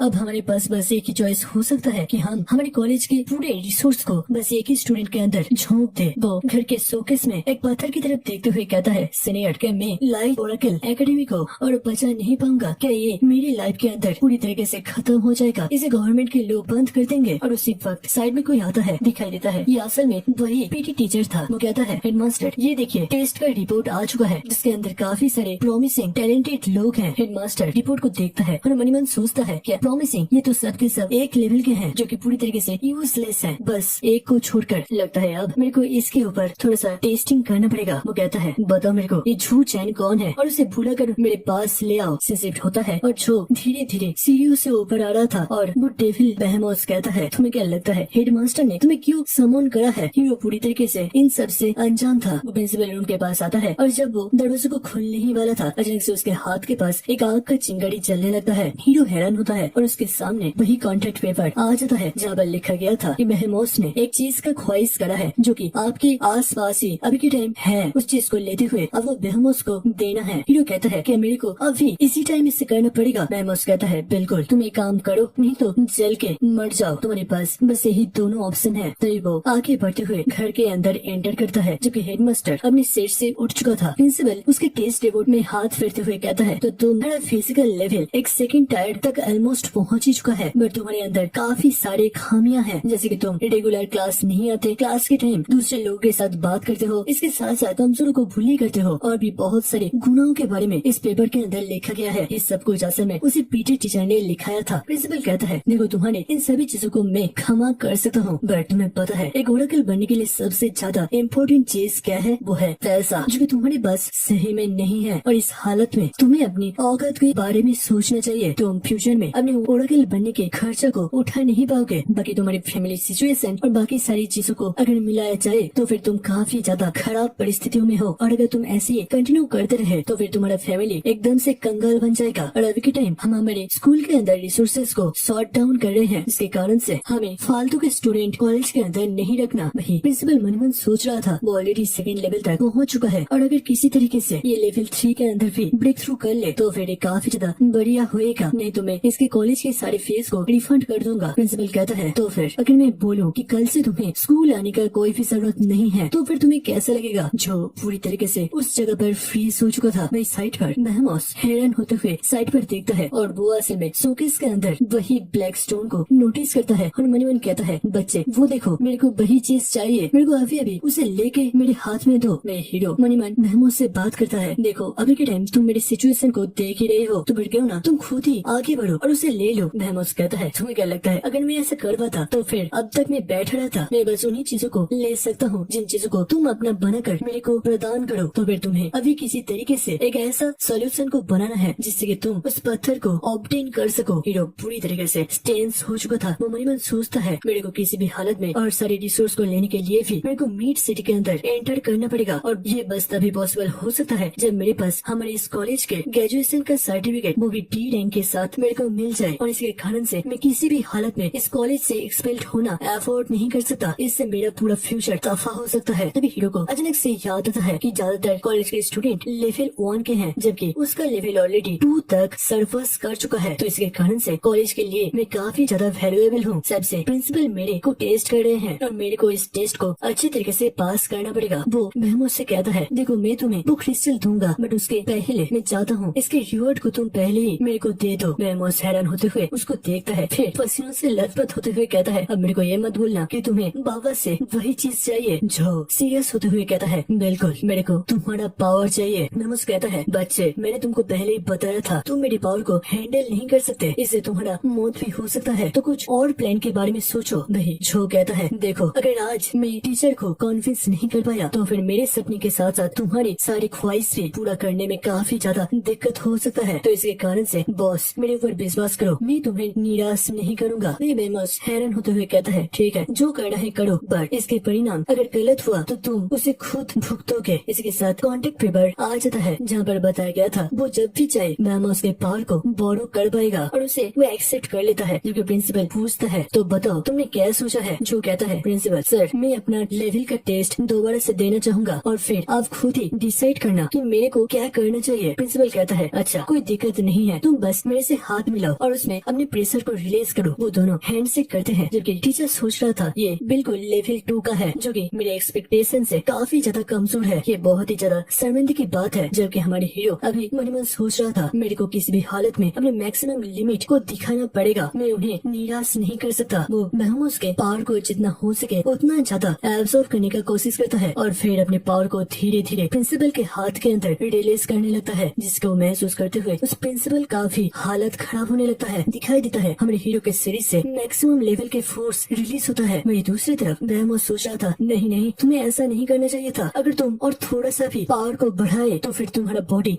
इसी जगह पर एक्सप्लोड कर जाएगा। तभी प्रिंसिपल उसके हाथ को जल्दी से छोड़ता है और बहुत ही ज्यादा ही हैरान हो जाता है। वो मन ही मन सोचता है इसका ताकत वक्त के साथ बढ़ता ही चला है और वो अभी के टाइम लेवल 4 तक पहुंच चुका है। भाई हीरो एक डेविलिश लुक देते हुए कहता है, तो सर अब आप क्या बोलना चाहेंगे? भाई प्रिंसिपल पूरी तरीके से शॉक्ड हो चुका था और दूसरे ही पल वो बहुत ही ज्यादा एक्साइटेड होकर हमारे हीरो को पकड़ते हुए कहता है, तो फिर तुम हमारे स्कूल के तरफ से रीजनल टूर्नामेंट के अंदर एक पार्टिसिपेंट बन जाओ, तुम ही हमारे स्कूल को रिप्रेजेंट करोगे। जो पूरी तरीके से शॉक्ड हो चुका था, उसे बातें कुछ समझ में तक नहीं आ रहा था। तभी कुछ टाइम बीतता है, प्रिंसिपल उसे समझाता है कि उनके सिटी के अंदर एक लेवल 4 का एग्जाम होने वाला है और इस तरीके के एग्जाम में पार्टिसिपेट करना भी एक स्कूल के लिए बहुत ही ज्यादा ऑनर की बात मानी जाती है। और बस स्कूल के अंदर जो चैन अकेला स्टूडेंट है जिसके पास लेवल 4 का कैपेसिटी है। प्रिंसिपल उसे रिक्वेस्ट करता है और पिछले टाइम उसके साथ खराब बिहेव करने के लिए उसके स्कूल का फीस पूरी तरीके से माफ कर दिया जाता है। इसके अलावा जो का जो सप्लीमेंट अब से होगा वो किसी दूसरे स्टूडेंट से 2 गुना बढ़ा दिया जाएगा। और फिर प्रिंसिपल कहता है, अगर इसके बाद भी तुम्हें कोई और रिक्वेस्ट करना है तो तुम वो भी कर सकते हो। हमारा स्कूल अपना बेस्ट कोशिश करेगा जिससे कि वो तुम्हारा मदद कर सके और तुम्हारे जैसे एक आउटस्टैंडिंग स्टूडेंट को बाहर के स्कूल भी रिक्रूट करना चाहेंगे तो मैं कंसीडर करूंगा कि तुम हमारे स्कूल को छोड़कर ना जाओ। और इस चीज को मैं बढ़ाकर बोलना नहीं चाहता, बट तुम इस एग्जाम में कैसा रिजल्ट करोगे इसके ऊपर हमारे ये स्कूल फ्यूचर में जाकर रहेगा या फिर इसके फंडिंग को पूरी तरीके से कट कर इसको पूरी तरीके से डिसमेंटल कर दिया जाएगा। ये सब कुछ डिफेंड करता है। वही छो को भी समझ में आता है कि ये एग्जाम स्कूल के लिए कितना ज्यादा इम्पोर्टेंट है। वो कहता है, ठीक है प्रिंसिपल मैं जरूर से हमारे स्कूल को ही रिप्रेजेंट करूंगा, बट क्या आप उसके बदले में वो पीछे शोकेस के अंदर पहले ब्लैक क्रिस्टल को दे सकते हैं? प्रिंसिपल थोड़ा सा हैरान होते हुए पीछे देखता है और फिर कहता है, ये क्रिस्टल हमारे पिछले प्रिंसिपल का आखिरी निशानी है। वैसे तो हमें पता नहीं इस क्रिस्टल का किस तरीके से इस्तेमाल करा जा सकता है, बट हम इस चीज को हमारे पिछले प्रिंसिपल के मेमोरी सोच कर याद करते हैं। बट अगर हमारा स्कूल ही ना रहे तो फिर ये मेमोरी का क्या ही फायदा? तो फिर मैं तुम्हें जरूर से ये चीज दूंगा, बट तुम हमारे स्कूल को छोड़कर नहीं जा सकते, ये तुम्हें प्रॉमिस करना पड़ेगा। जो कसम खा लेता है। तो प्रिंसिपल हंसते हुए कहता है, बट जोचन मैं जानना चाहूंगा वो कौन सी पावर का इस्तेमाल कर रहे थे जिससे कि तुम्हारा ताकत इस तरीके से बढ़ता ही चला गया? तो फिर जो थोड़ा सा परेशान होते हुए कहता है, मैं अपनी ताकत को छुपाने का ट्रेनिंग कर रहा था जिससे कि कोई भी मेरी ताकत को पहले से भाप ना सके और मैं आशा करूंगा कि प्रिंसिपल मेरी सीक्रेट को सीक्रेट ही रखेंगे। प्रिंसिपल रोते हुए कहता है, मैं बिल्कुल इसके बारे में किसी को नहीं बताऊंगा। और वो मन ही मन सोचता है, सच में इस तरीके के टैलेंटेड लड़का जो कि दुश्मनों को चकमा देने के लिए अपनी स्किल को भी छुपाने का कोशिश कर सकता है, वो कितना ही ज्यादा जीनियस होगा। उसी वक्त साइड से एक लड़की आती है और प्रिंसिपल कहता है, जोचेन को सीधा इलाइट क्लास के अंदर ट्रांसफर करा जाता है, तो उसी के हिसाब से जाके तुम दिखा दो। मैं कुछ टाइम के बाद वो लड़की जो को लेते हुए कहीं बात जा रही थी। लड़की कहती है, हमारे स्कूल के ये तीसरी मंजिल इलाइट क्लास के लिए बनाया गया है। वैसे बहुत टाइम के बाद प्रिंसिपल के चेहरे पर मैंने मुस्कुराहट देखा कि तुम उसे पहले से ही जानते थे और ऐसे ही उन लोगों के अंदर बात वगैरह चल रहा था, जबकि पीछे से कोई तो बहुत ही तेजी से जोचेन का नाम पुकारते हुए आ रहा था। ये असल में और कोई नहीं बल्कि वही पीडी टीचर था। वो रोते हुए कहता है, है जो चैन मैंने प्रिंसिपल को बहुत ज्यादा मनाने का कोशिश किया, बट वो मानने के लिए तैयार ही नहीं थे। तुम्हारे ग्रेड्स भी काफी सही है, हर स्टूडेंट पढ़ना डिजर्व करता है। मैं आशा करता हूँ इस कॉलेज से निकलने के बाद भी तुम बहुत ही ज्यादा हार्ड वर्क करोगे और अपने फ्यूचर को उज्जवल करोगे। मतलब इस पीटी टीचर को लग रहा था कि हमारे हीरो झो को एक्सपेल कर दिया गया है। तभी साइड से वो लड़की कहती है, टीचर आप क्या कह रहे हैं? झो चैन को इलाइट क्लास के अंदर ट्रांसफर कर दिया गया है और मैं अभी के टाइम उसको रजिस्टर करने के लिए ले जा रही हूँ। जो सुनते हुए पीटी टीचर पूरी तरीके से सदमे में चले जाते हैं। तभी लड़की कहती है, और आपको प्रिंसिपल ने बुलाया है और वो काफी ज्यादा गुस्सा थे, तो जल्दी जाइए। पीटी टीचर और भी ज्यादा शौक होते हुए मन ही मन सोचता है, लगता है मेरा आज एल लगने वाला है। शिफ्ट होता है रात को। हमारे हीरो सिंपली बेड पर लेटा हुआ था और मन ही मन कह रहा था, लेवल 2 से लेवल 4 के अंदर जाना ये कोई मजाक की बात नहीं है। उस टाइम तो मैंने बेहमोस का पावर को बोरो कर लिया था, बट मेरे को 3 महीने के अंदर ओरिजिनली लेवल 2 से लेवल 4 तक पहुंचना पड़ेगा और मेरे पास उतना कुछ पैसा भी नहीं है कि मैं अपने ऊपर इन्वेस्ट कर सकूं। मैं अब क्या करूंगा? वो काफी ज्यादा परेशान था। तभी बेहमोस कहता है, देखो तुम्हें अगर और भी ज्यादा मदद का जरूरत है और भी ज्यादा रिवॉर्ड का जरूरत है तो फिर मेरी ख्वाहिश को पूरा करना पड़ेगा। मैं बेहमोस उसे बहुत ही गौर से देखते हुए कहता है, लड़के तुम सोचना भी मत, ये टूर्नामेंट के अंदर तुम मेरे पावर का इस्तेमाल करते हुए ज्यादा टाइम तक टिक पाओगे। मैं झो आंखें बंद करते हुए कहता है, हाँ मुझे पता है, बट अच्छी की बात ये है कि अब से मेरे को स्कूल की तरफ से फ्री सप्लीमेंट थोड़ा सा ज्यादा मिलेगा। और तभी उसके मोबाइल पर नोटिफिकेशन आता है, उसके लोन 5 दिन के अंदर देना पड़ेगा, जिसके बारे में सोचते हुए काफी ज्यादा परेशान हो रहा था। शिफ्ट होता है सीधा नेक्स्ट डे मॉर्निंग को। हमारे हीरो स्कूल आते ही बहुत ही ज्यादा हैरान हो जाता है, क्योंकि वो अपनी क्लास फ्लोर पर आने के बाद उसे लग रहा था ये बिल्कुल कोई छोड़ा गया फैक्ट्री है। बहुत ही ज्यादा धूल फैला हुआ था। तभी अचानक से पीछे से कोई झो का नाम पुकारता है। जो देखता है वहाँ पर दूर से एक येलो हेयर वाला आदमी अपने हाथ को वेव कर रहा था। वो कहता है, इधर आओ, क्लास इस तरफ है। कुछ टाइम के बाद वो लोग एक दूसरे रास्ते से बढ़ने लगे थे और ये आदमी असल में एडवांस क्लास का टीचर है, जिसका नाम है झैंग। हीरो देखता है उसके क्लास के नेम को भी सेलो टेप और पेपर से लगाया गया था। भाई जो टीचर के साथ बात करते हुए मन ही मन सोच रहा था, इस स्कूल का कंडीशन इतना ज्यादा खराब कैसे हो सकता है, वो भी एक एडवांस क्लास के। और फिर वो पूछता है, सर हमारे एडवांस क्लास के कितने सारे टीचर हैं?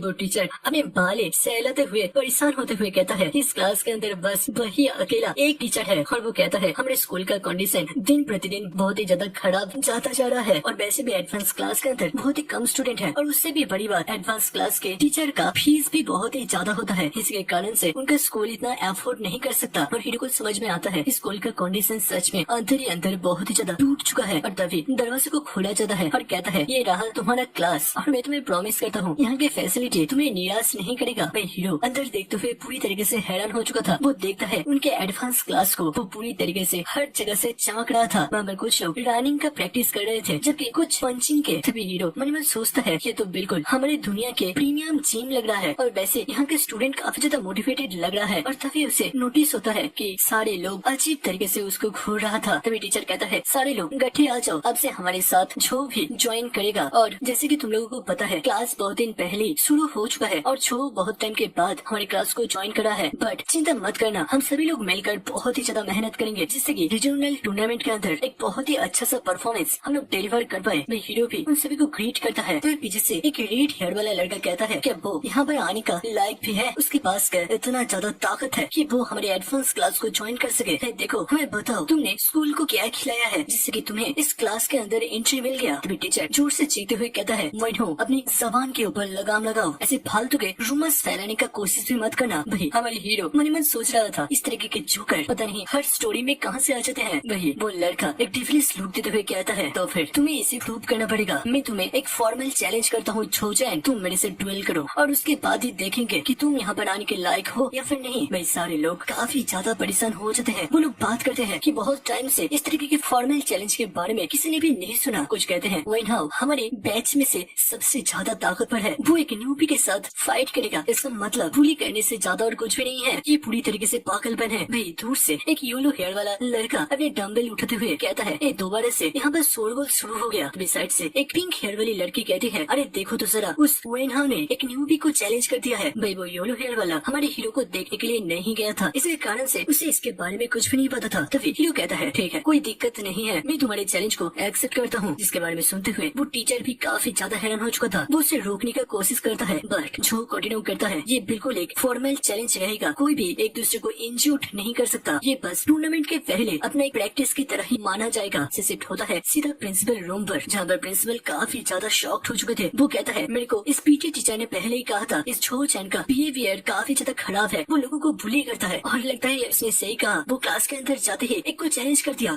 दूसरी तरफ से वो टीचर कहता है नहीं छो चैन ने बस चैलेंज को एक्सेप्ट करा है, असल में दूसरा बंदा ही छो चैन को चैलेंज करा था और कोई भी पीछे हटने के लिए तैयारी नहीं है। लगता है इस डुएल को हम लोग नहीं रोक सकते। टीचर मन में सोचता है ये काफी अच्छा वक्त हो सकता है जहाँ पर मेरे को छो चैन के एबिलिटी के बारे में और भी थोड़ा सा आइडिया हो जाएगा। वैसे भी वो अपनी ताकत को छुपाने में काफी ज्यादा माहिर है और वो एरिना को तैयार करने के लिए कह देता है और इनके चैलेंज को भी ऑथराइज कर देता है। शिफ्ट होता है कुछ टाइम के बाद जहाँ पर टीचर क्लास के मिडिल में खड़े हुए थे और उनके दोनों साइड पर छो चैन और वेनहाउ एक दूसरे के ऑपोजिट में खड़े हुए थे। उनके सामने एक डेस्क रखा गया था और टीचर उन दोनों को सारे रूल्स के बारे में बताने लगता है कि ये एक 1-on-1 चैलेंज होगा। कोई दूसरा बंदा एरिना के अंदर फाइट के टाइम प्रवेश नहीं कर सकता, नहीं तो उसको तुरंत ही इस क्लास से बाहर निकाल दिया जाएगा। और उस डेस्क के ऊपर एक छोटा सा मैकेनिज्म था जहाँ पर हाथ देने से ही उनका लेवल शो करने लगता है। वो दोनों ही ये रैंक के लेवल 2 के अंदर थे। वेनहाउ हमारे हीरो को घूरते हुए मन ही मन सोच रहा था तो तुम भी फेज 2 के हो, इससे क्या ही फर्क पड़ता है, मैं बहुत टाइम से ट्रेनिंग कर रहा हूँ। शिफ्ट होता है सीधा एरिना पर। वो दोनों ही एक दूसरे के आमने सामने खड़े हो चुके थे जहाँ पर रूल्स कुछ ऐसा था कि जो भी पहले हार मान जाएगा या फिर एरिना से बाहर निकल जाएगा या फिर फेस के अंदर एक भी स्ट्राइक खाएगा वो हार जाएगा। और इसके साथ टीचर मैच को शुरू कर देता है। वेनहाउ तेजी से पहले स्ट्राइक करने के लिए आगे बढ़ता है। उसका हाथ बिल्कुल झो के गले के पास तक पहुंच चुका था, बट झो कुछ मिली सेकेंड के अंदर अपने हाथ को इतना तेजी से आगे बढ़ते हुए हमले को रोक लेता है। बट हाँ उसी जगह पर रुकने वाला नहीं था, वो अपने दूसरे पंच को करने के लिए आगे बढ़ता है और मन ही मन सोचता है तुम्हारे रिफ्लेक्सेस काफी ज्यादा शार्प है बट तुम मेरी इस स्ट्राइक से नहीं बच सकते। बट झो बहुत ही तेजी से उसके सारे स्ट्राइक को बहुत ही स्मूथली डॉज कर रहा था और कुछ ही टाइम के अंदर हाउ पूरी तरीके से परेशान हो जाता है क्योंकि उसके एक भी अटैक झो को छू भी नहीं पाता। तभी वो सीधा पीछे अपने पैरों से अपने स्पेशल मूव का इस्तेमाल करता है। दिखाई देता है उसका पैर का स्पीड इतना ज्यादा था कि एक योलो लाइटनिंग स्ट्राइक बन गया था। मैं झो भी इसे नोटिस करता है। दिखाई देता है वो किक सीधा झो के हाथ के ऊपर से हमारे हीरो के हाथ को भी स्ट्राइक करता है और फिर जमीन में एक जबरदस्त धमाका करता है। वही हाउ मन में सोच रहा था मेरे स्ट्राइक से कोई भी रैंक का बंदा खड़ा नहीं रह सकता और देखो तुम भी घुटनों के बल बैठ चुके हो, अब तुम नहीं जीत सकते। भाई झो उसे तिरछी नजरों से देखता है, फिर जमीन में अपने हाथ को रखते हुए फोर्स को रिलीज करता है और फिर एक क्लीन किक सीधा हाउ के फेस के ऊपर लैंड करता है। भाई हाउ मनीमन पूरी तरीके से सदमे में चला गया था। वो मनीमन सोच रहा था इस तरीके की कॉम्बैट आर्ट मैंने आज तक नहीं देखा, बट ये हमला असल में हाउ के गले के पास हुआ था न कि फेस में। और इसी के बारे में वो मनीमन सोचते हुए कहता है मैं भी हारा नहीं हूँ, मैं तुम्हें जरूर से हराऊंगा। और जब वो पीछे घूमता ही है जो का हाथ बिल्कुल उसके नाक के पास पहुँच चुका था और जो उसे छोड़ देता है और कहता है देखो मैं तुम्हारे फेस को स्ट्राइक करने ही वाला था तो क्या तुम हार मानते हो। भाई वो लड़का बहुत ही ज्यादा शॉक्ड हो चुका था और वो जमीन में घुटनों के बल ही बैठा रह जाता है जबकि टीचर छो को विनर डिक्लेयर कर देता है। विनर अभी तक विश्वास नहीं कर पा रहा था कि वो हार चुका है। उसके चेहरे से पसीना गिर रहा था। वे आसपास के सारे क्लासमेट भी पूरी तरीके से शॉक्ड हो चुके थे। वो लोग सोचते हैं एक बाहर से न्यूबी आकर हमारे क्लास के सबसे बेस्ट स्टूडेंट को इस तरीके से हरा दिया, ऐसा कैसे हो सकता है। लगता है ये लड़का सच में काफी ज्यादा ताकतवर है। मैं जो कहता है तो फिर क्या तुम हार मानते हो या फिर तुम्हें कोई शक है। भाई टीचर भी काफी ज्यादा हैरान था। वो सोचता है मैंने हाउ को बहुत ही अच्छी तरीके से प्रोफेशनल ट्रेनिंग दिया था बट फिर भी छो का फिजिकल एबिलिटी, उसका टेक्निक, उसका स्पीड सब कुछ अनबीटेबल था। सच में इसके पास टैलेंट है जिसकी प्रिंसिपल ने कहा था। उसी वक्त पीछे से कोई आता है जिसे देखते हुए सारे लोग शॉक हो चुके थे। ये असल में ऑनकोइन नहीं बल्कि प्रिंसिपल थे। वो कहता है जोजैन कि तुम मेरे साथ कुछ टाइम के लिए आ सकते हो, मेरे को तुम्हारे साथ कुछ बात करना है। वो दोनों निकल जाते हैं जबकि पीछे से पिंक हेयर वाली लड़की बात करती है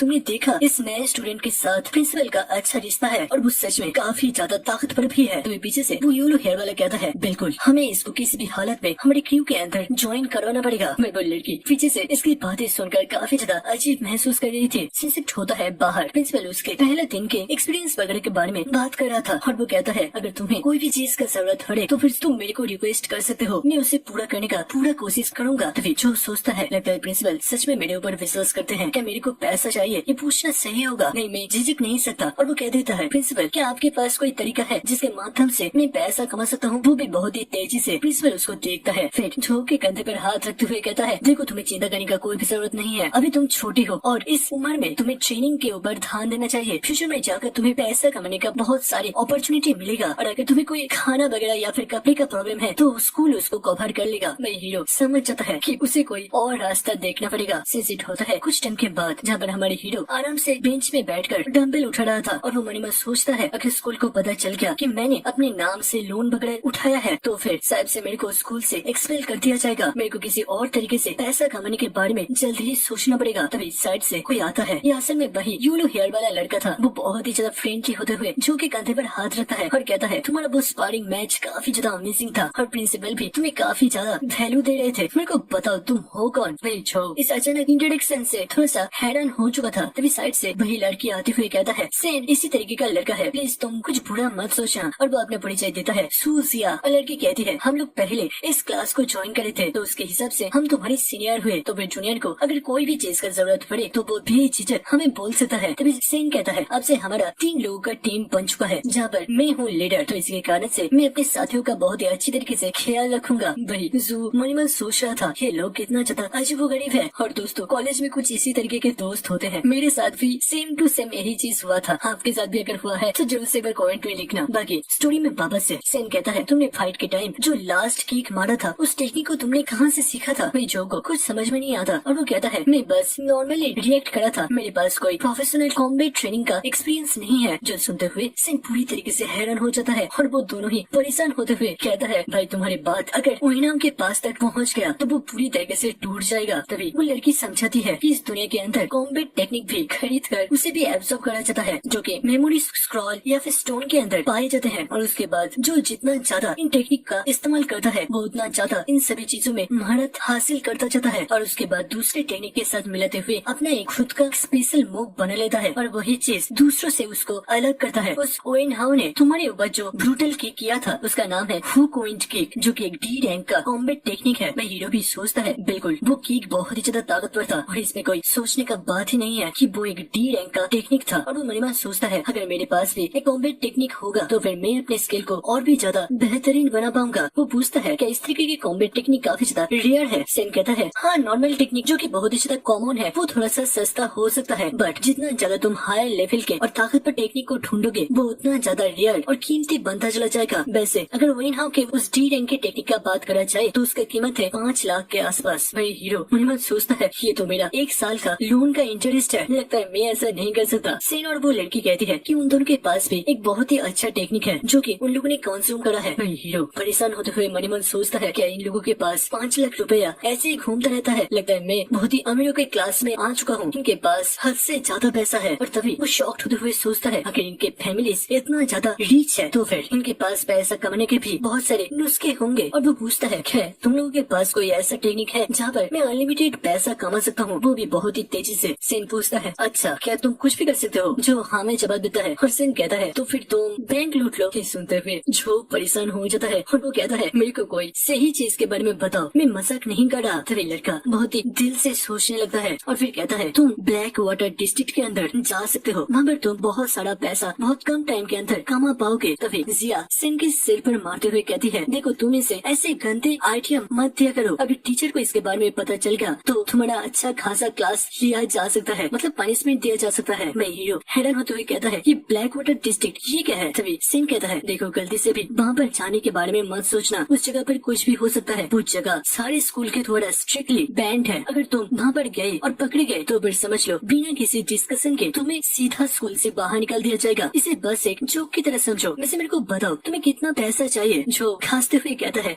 कुछ 3 लाख के आसपास। जो सुनते हुए वो दोनों ही पूरी तरीके से हैरान हो जाता है और चीखते हुए कहता है क्या 3 लाख? ये तो बहुत ही ज्यादा है। मैं वो दोनों वहाँ से खिसकते हुए कहता है मेरे पास इतना पैसा नहीं है, हम लोग पूरी तरीके से कंगाल वाले लोग हैं। और वो लोग वहाँ से निकल पड़ता है। जबकि जो मैं सोच रहा था कि ब्लैक वाटर डिस्ट्रिक्ट, लगता है ये जगह काफी ज्यादा इंटरेस्टिंग है और मेरे पास कोई दूसरा चॉइस भी नहीं है, तो मेरे को अब इसी जगह को एक्सप्लोर करने के लिए स्कूल के बाद जाना पड़ेगा। सिंसिट होता है रात को ब्लैक वाटर रोड के बैनर को दिखाया जाता है जहाँ पर हमारे हीरो मोबाइल को देखते हुए पहुँच गया था और वो सोचता है गूगल का मैप तो इसी जगह को ब्लैक डिस्ट्रिक्ट कह रहा है बट ये शहर तो पूरी तरीके से बंजर हो चुका है, चलो देखते हैं। तभी वो बेहेमोस से पूछता है बॉस तुम्हें क्या लगता है इस शहर के अंदर क्या हो सकता है? बट बेहेमोस वहाँ पर नहीं आता और वो मन में सोचता है लगता है वो कोई इम्पोर्टेंट काम कर रहा होगा, चलो कोई बात नहीं, मैं ज्यादा अंदर तक नहीं जाने वाला और बाहरी जगहों पर ज्यादा ताकतवर लोग भी नहीं रहते और इमरजेंसी के लिए मैं ऑलरेडी बेहेमोस से लेवल 4 के पावर को बोरो कर लिया है और इतना रिसोर्स काफी रहेगा। और वो धीरे धीरे आगे बढ़ता है और सोचता है इस बंजर से जगह पर मेरे को कहाँ से पैसा मिलेगा। तभी वो अचानक से सामने देखता है जमीन में किसी के चलने का निशान बना हुआ था और वो इसी निशान को फॉलो करते हुए एक दरवाजे के सामने आके पहुँचता है, जिस दरवाजे के पीछे से थोड़ा सा रोशनी भी निकल रहा था। वो दरवाजे के सामने जाता है और घर के अंदर एंटर करता है और तभी पीछे से 2 लोग उसे ही फॉलो कर रहे थे। असल में वहाँ पर काफी सारे लोग थे और वो लोग जो को खून भरी नजरों से देख रहे थे।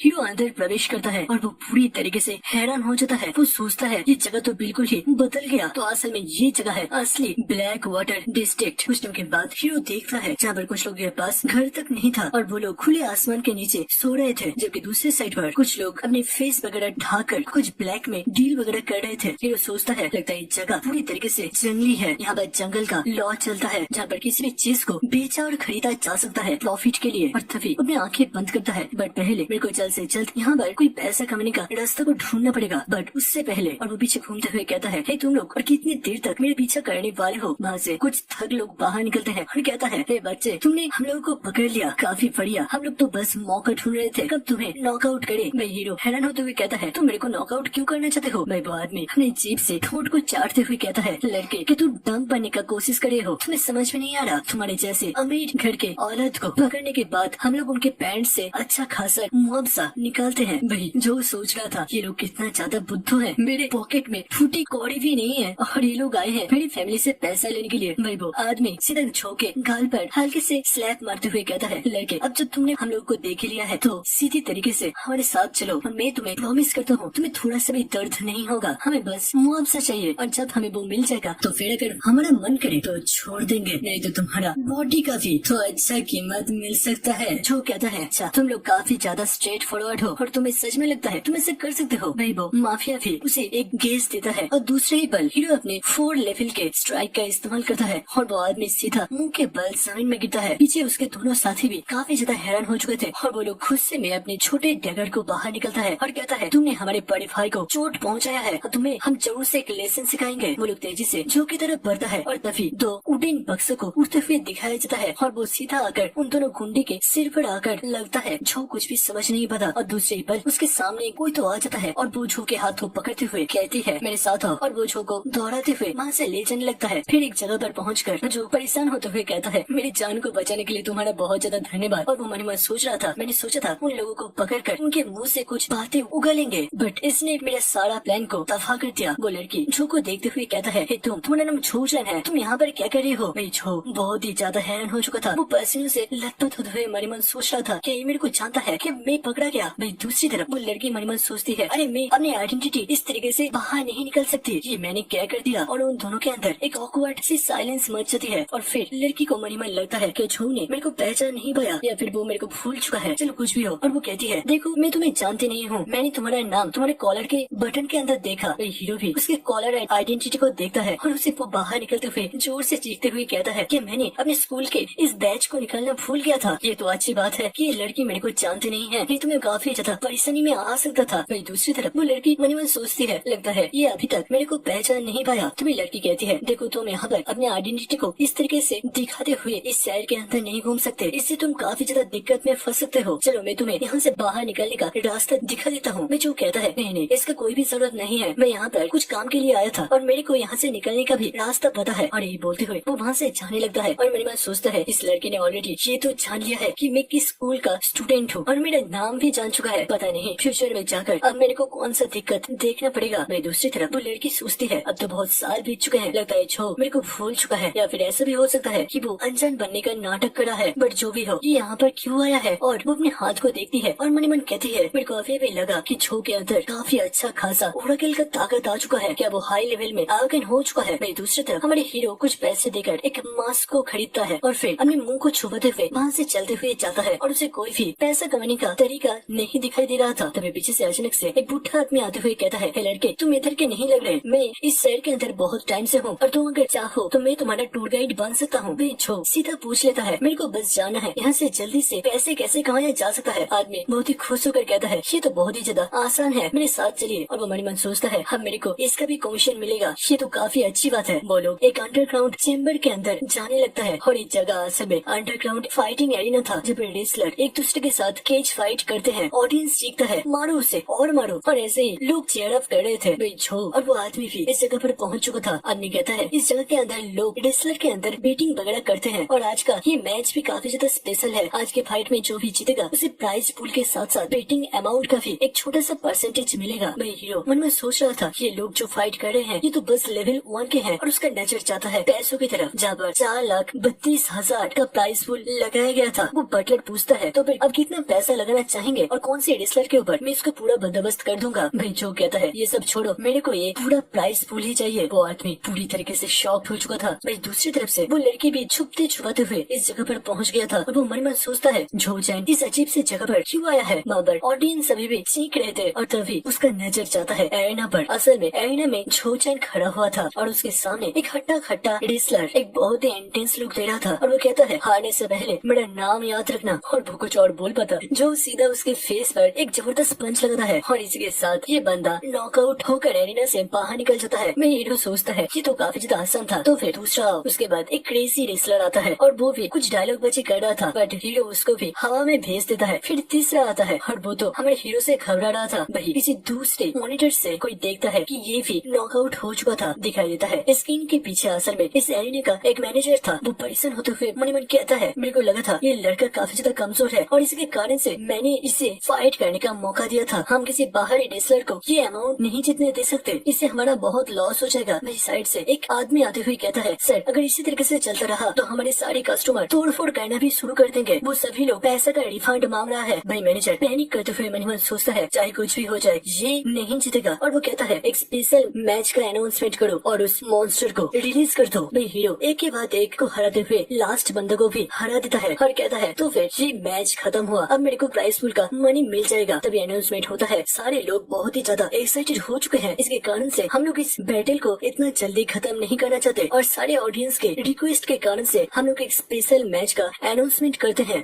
मन में सोचता है तो ये लोग अब ट्रिक्स वगैरह भी खेलना शुरू कर दिया है। असल में ये लोग पैसा देना नहीं चाहते और सारे रेसलर्स को उस गेट से बाहर निकला जा रहा था और तभी साइड से एक गेट ओपन होता है और अनाउंसमेंट होता है। तो फिर फाइनल चैलेंजर हमारे सामने पधार रहे हैं। वही झो का आंखें सिकुड़ जाता है क्योंकि उसके सामने कोई इंसान नहीं बल्कि एक ऑर्क मॉन्स्टर था जिसका नाम है नेफ्लून दिखाई देता है। उस मॉन्स्टर को अजीब तरीके से बेल्टों से बांध कर रखा गया था और आसपास के दो लोग भी काफी ज्यादा डर रहे थे। तभी बेल्ट को खोला जाता है और वो मॉन्स्टर जमीन में आकर गिरता है। इसके बॉडी का हालत इतना ज्यादा खराब था कि लग रहा था हाथों से इसको खाना नहीं दिया गया है और तभी केज को भी बंद कर दिया जाता है। ये सोचता है यहाँ पर चल कर रहा है कि मैं अब इस टर्म से फाइट करूंगा और तभी दिखाई देता है उस मॉन्स्टर के गले के पास कुछ तो अजीब सा निकलने लगता है और दूसरे ही पल उसके पीठ से एक छोटा सा ढक्कन टाइप का चीज बाहर निकल जाता है और उसके साथ वो मॉन्स्टर धीरे धीरे खड़ा होने लगता है। वो बहुत ही ज्यादा ही क्रीपी लुक दे रहा था। आसपास के ऑडियंस भी ये देखते हुए पूरी तरीके से शॉक्ड हो चुके थे। उनके चेहरे से पसीना गिर रहा था। मैं दूसरी तरफ वो व्हाइट हेयर वाली लड़की भी मन में सोचती है इस तरीके का मॉन्स्टर यहाँ पर क्या कर रहा है। इस तरीके के मॉन्स्टर के साथ जोजन फाइट नहीं कर सकता बट मैं उसे बचा सकती हूँ। बट ऐसा भी मैं नहीं कर सकती क्योंकि अगर मैंने ऐसे किया तो फिर सारे लोगों को पता चल जाएगा कि हमारा प्लान क्या है। जोजन तुम यहाँ पर क्यों आए हो। भाई जो भी मन में सोच रहा था बॉस बेहेमोस तुम भी यहाँ पर नहीं हो और इस वक्त को इस तरीके के एक मॉन्स्टर के साथ मेरे को फाइट करना पड़ेगा और मेरे को लग रहा है ये मॉन्स्टर मेरे को एज ए ओपोनेंट देख नहीं रहा बल्कि मेरे को खाने की तरह देख रहा है। मेरा पूरा शरीर मेरे को बोल रहा है ये मॉन्स्टर बहुत ही ज्यादा खतरनाक है। तभी दिखाई देता है उस मॉन्स्टर के हाथ से एक बोन नाइफ भी बाहर निकलता है और दूसरे ही पल वो हमारे हीरो के ऊपर हमला करते हुए आगे बढ़ जाता है। जबकि हमारे हीरो ने उसके हमले को डॉज कर लिया था बट उसके बावजूद उसके गले में एक हल्का सा स्ट्राइक आ चुका था। वो मन में सोचता है अगर मैं थोड़ा सा भी गलती कर देता तो फिर इसी जगह पर मेरा मौत कंफर्म था। लगता है मॉन्स्टर सच में मेरे को मारना चाहता है। मैं इसके ऊपर हल्का नहीं जा सकता और वो हेड ऑन उस मॉन्स्टर के हमले के टाइम उसके दोनों हाथ को पकड़ लेता है और फिर उसे रोकते हुए मन में सोचता है इस मॉन्स्टर के पास बहुत ही जबरदस्त ताकत है। अब लगता है मेरे को बेहेमोस की पावर का इस्तेमाल करना पड़ेगा और उसके साथ वो लेवल 2 से सीधा लेवल 4 की एनर्जी पर अपने आप को बूस्ट देता है और फिर उस मॉन्स्टर को पीछे धकेलता है और उसके बाद दोनों हाथ से एक मुट्ठी बनाते हुए सीधा उस मॉन्स्टर के कंधे के मिडिल में एक जबरदस्त स्ट्राइक मारता है। वो मॉन्स्टर जमीन में एकदम से लेट कर पड़ा हुआ था और हीरो जब थोड़ा सा अपने गार्ड को डाउन करता ही है उसी वक्त वो मॉन्स्टर अपने हैंड बोन ब्लेड से हीरो के कंधे पर एक स्ट्राइक मारता है जो तेजी से उसे पीछे हटता है और मन में सोचता है मेरा सबसे ताकतवर हमला भी इस मॉन्स्टर के ऊपर थोड़ा सा भी फर्क नहीं डाला। वो मन में सोचता है इस मॉन्स्टर के पास ये दोनों अजीब से नाइफ है जो कि काफी ज्यादा खतरनाक है। मेरे को जल्द से जल्द एक वेपन का जरूरत है। वो मॉन्स्टर जो के पीछे दौड़ रहा था और जब जो गेट के पास आता ही है वो मॉन्स्टर अपने बोन ब्लेड से सीधा जो के सिर के पास हमला करता है बट जो उसे डॉज करते हुए सीधा अपने हाथ से उस मॉन्स्टर के ब्लेड को तोड़ देता है और फिर उसी ब्लेड को पकड़ते हुए वो मॉन्स्टर के गले के पास एक शार्प स्ट्राइक करते हुए सीधा पीछे पहुंच जाता है। दिखाई देता है उस मॉन्स्टर का जॉ हमले के कारण से ओपन हो चुका था बट वो फिर भी हारा नहीं था। हीरो सोचता है मैंने फाइनली इसे एक क्लीन स्ट्राइक दिया है और बस एक मौका का जरूरत है। तो वो पीछे घूमता ही है और वो मॉन्स्टर अपनी बॉडी से काफी ज्यादा धुआं को रिलीज करता है। जो सोचता है क्या ये कोई पॉइजन फॉग है, और तभी वो समझ पाता है नहीं ये नॉर्मल है। और तभी उसे अचानक से साइड से कुछ महसूस होता है। वो तेजी से अपने ब्लेड को नीचे करता है, पर वो मॉन्स्टर बहुत ही तेजी से जो के पेट में एक स्ट्राइक मार दिया था, जो उसे मारने के लिए जाता है, बट वो वहाँ से भाग जाता है। और दूसरे ही पल एक दूसरा स्ट्राइक जो के पीठ में हो जाता है, और कुछ ही पल में जो पूरी तरीके से कॉर्नर हो चुका था, वो मॉन्स्टर बहुत सारी साइडों से छुपते छुपाते हुए जो के ऊपर हमला करता ही चला जा रहा था। जो सोचता है मैं ज्यादा टाइम तक बेहमोस के पावर को अपने अंदर समाये नहीं रख सकता, अगर ये ताकत मेरे से चला गया तो फिर सब कुछ खत्म हो जाएगा। इसके